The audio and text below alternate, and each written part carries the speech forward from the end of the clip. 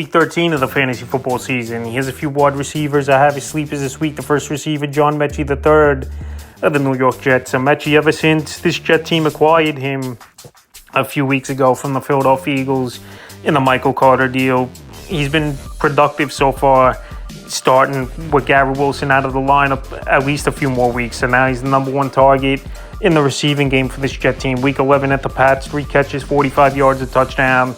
And week 12 at the Ravens, 6 catches, 65 yards, a touchdown, 7 targets. And Metchie finally getting an opportunity where he's bounced around a little bit. Houston, he didn't get many opportunities, and he was banged up as well. And also with Philadelphia, when you got guys like A.J. Brown, Devonta Smith, you're not going to see the field much. So now he's obviously on this New York Jet team going nowhere this season, 2-10.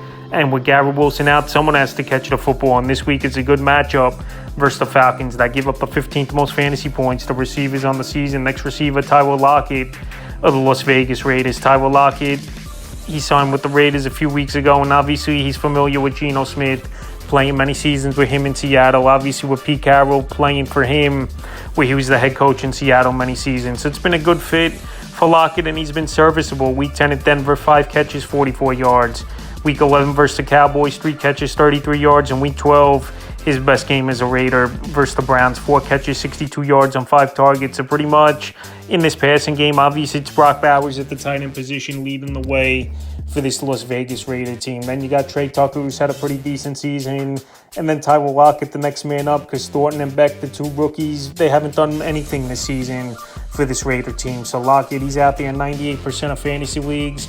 And I think he's a decent sleeper this week. And the final wide receiver I have as a sleeper is Mitch Tinsley of the Cincinnati Bengals. So now they're out T. Higgins in this game with a concussion. Andre Oshivashi was banged up a little bit, but he came back and returned into the game last week.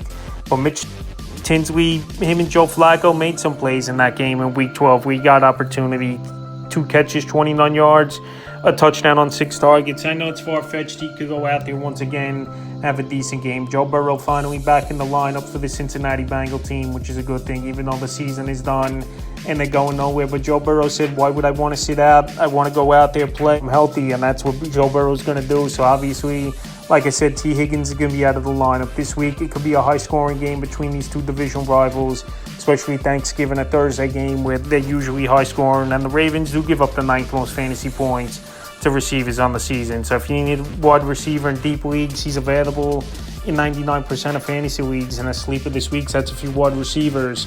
I have his sleepers for week 13 of the fantasy football season.